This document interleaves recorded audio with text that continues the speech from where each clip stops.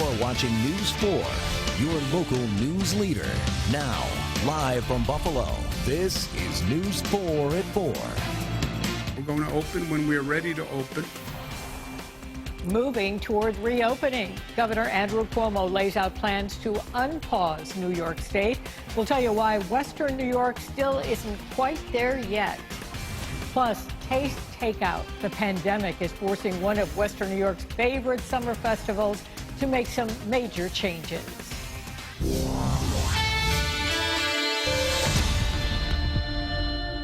Good afternoon to you, and thank you for joining us on News 4 at 4. I'm Jackie Walker. Christy Kern is off tonight. In your top 4 at 4, Western New York is now hitting 5 of the governor's 7 benchmarks to reopen. This region still needs to see fewer hospital cases and deaths to enter phase 1 of reopening. Erie County Executive Mark Poloncarz says making this happen will depend on slowing the spread. We are working very hard to reopen this community as quickly as possible. But the thing that is out of our control are the hospitalizations and deaths in hospitals. And in some ways, we are all in control of it by reducing the spread of the coronavirus. Poloncarz believes Western New York will qualify to enter phase 1 of reopening by June 1st. He says it's possible, though, it can still happen this month. And happening today on News 4 at 5, our live one-on-one interview with the Erie County Executive, Mark Poloncarz. We'll ask him your questions, and we received a number of them, ranging from reopening the region to the latest on the coronavirus response at home. County Executive Mark Poloncarz will join us remotely on News 4 at 5. We do invite you to tune in. We're taking a look at the latest confirmed coronavirus cases here in Western New York. Erie County now has more than 4,400 cases of the virus. Niagara County at 692. Monroe County close to 1,800. On Friday, the state will begin to start reopening on a regional basis, and the governor laid out the process during his briefing today. News 4's Marley Tuskus is in downtown Buffalo tonight with more on this. Marley? Jackie, the governor says we have reduced our numbers from the worst case scenario. So because of that, we can slowly start moving toward reopening. But of course, this will not happen all at once. Not only will we see this on a regional basis, but Cuomo says it will be phased in based on the CDC guidelines. There are those 7 metrics that an area must pass in order to reopen. So this includes having a certain amount of hospital beds, enough testing and contract tracers, and a 2-week decline in both hospitalizations and hospital deaths. Now, at this point, only 3 of the state's 10 regions meet those guidelines. That does not include here in Western New York, but Cuomo says he does expect every region to start preparing as if they're reopening now. But I would urge them now to get on the telephone or Zoom or whatever your preferred technology. Start talking, start understanding what happens on Friday, what do our numbers look like, and let's get that all set sooner rather than later. The Finger Lakes are one of the regions that currently meets all of the metrics to open. That includes Orleans, Genesee, and Wyoming counties. They'll start with phase 1 after the state unpauses at the end of this week. Now, for the areas that meet those phase 1s, that will include reopening certain businesses and recreational activities that pose low risk. We'll have many more details on that coming up on News 4 at 6. As for now, reporting live in downtown Buffalo, Marley Tuskus, News 4. Well, we're hearing about the Taste of Buffalo's way of making lemonade out of lemons. As George Rickert reports, this year's Taste will take place virtually. Well, we're here at Sideline Sports Bar and Grill on Delaware near Huron, which is uniquely positioned for a normal Taste of Buffalo. Normally, they'd have their stands set up right here on Delaware, and this whole strip would be lined both sides with Taste of Buffalo stands. But this year will be very different. It won't be the same Taste of Buffalo, but they're going to try to do it virtually. At least 30 restaurants, they hope, will take part in a virtual Taste of Buffalo where people can order takeout or delivery online. Each restaurant will have specific items just for the Taste of Buffalo. They're even going to try to do some of the entertainment and children's activities as well online. It became pretty clear that we were not going to be able to get together in person this July. So we wanted to turn that into a positive as a way to help restaurants. It's definitely disappointing that it won't be the same, but Taste of Buffalo has a great following, so to participate in the virtual aspect of it, I think would be really smart to put my name out there. We'll have more of the nuts and bolts of what a virtual Taste of Buffalo will be like and how the restaurants are dealing with it coming up on News 4 at 5 and 6. On Delaware, George Rickert, News 4. Well, city officials are encouraging young adults to participate in #BuffaloPause. The weekly Instagram challenge calls on teens ages 13 to 18 to help spread the message of how important it is to stay home during the COVID-19 pandemic. Now, through the week of June 8th, a new challenge will be posted to Mayor Brown's Instagram page. Each week, up to 50 people will receive a $20 gift card for Amazon.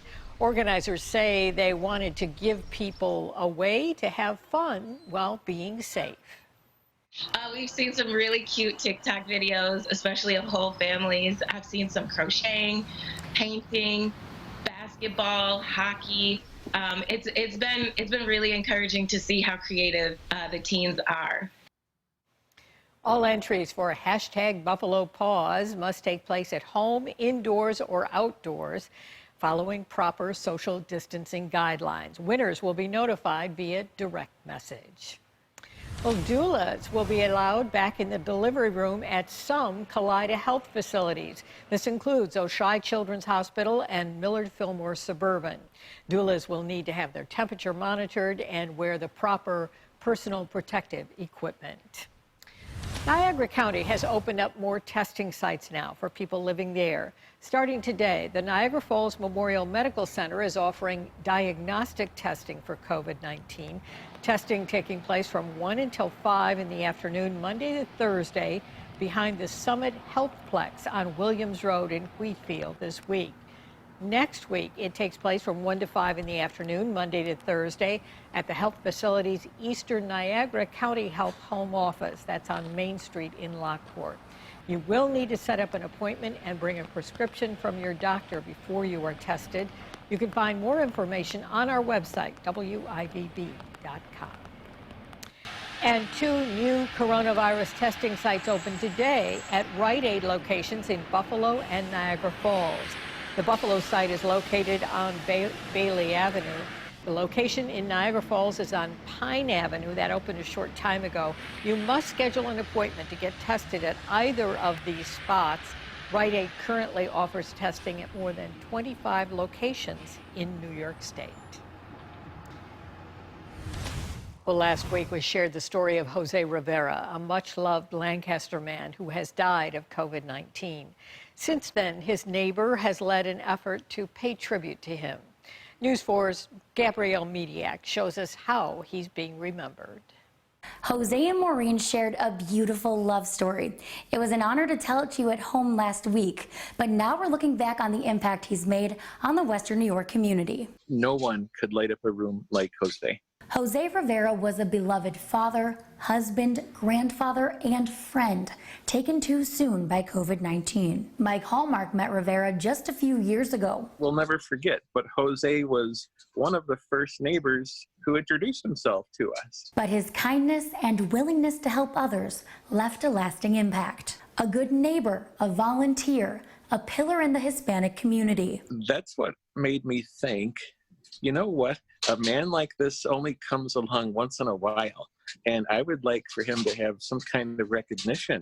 So News 4 helped Hallmark get in contact with the Hispanic Heritage Council of Western New York. Jose, we knew him from childhood, we knew his family, we knew his parents. Rivera had recently retired from General Mills after working 40 years there. His top priority was keeping employees safe, even taking the time to teach safety classes in Spanish. He was also a proud U.S. Navy veteran who served his country as a medic from 1973 to 1977 in Japan. The service to community, that rung a bell. And, you know, our organization stands for recognizing the contribution of Hispanics here in Western New York. The council then got the ball rolling, contacting Erie County legislator Frank Todaro, who presides over Rivera's district. Todaro honored Rivera at the end of Thursday's session, then delivered a proclamation to his wife Maureen outside of their Lancaster home on Saturday. Fellow neighbors were also there for that special moment. To know that he was that much appreciated and the outpouring of love and support has been wonderful. And the Veterans Service is also being honored. Congressman Brian Higgins has arranged to present military medals and a Vietnam commemorative pin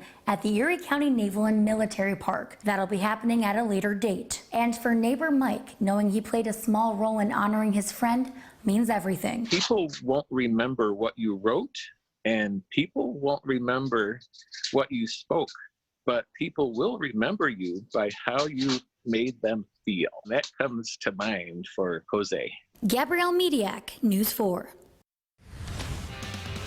Well, next on News 4 at 4, the fate of Sturgeon Point Marina still up in the air. It's been closed this season because of the pandemic and damage from an October windstorm.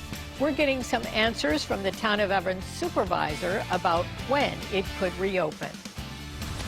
Plus, fully informed and equipped. See how Buffalo leaders are making sure people in areas hit hardest by coronavirus have what they need to stay safe and slow the spread of the virus. And our chief forewarned meteorologist Todd Santos will join us on this gloomy, rainy day with Buffalo's most accurate forecast.